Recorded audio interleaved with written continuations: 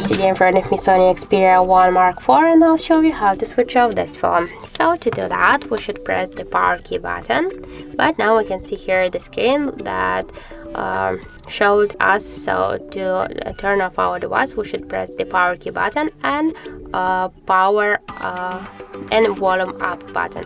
So just by this way, press power and volume up button together, and now we can see here the power off menu. We can restart our device, first restart, or power it off. Just to turn it off, click once on the power off icon, and now we can see that the screen is dark, and this means that our device is turned off.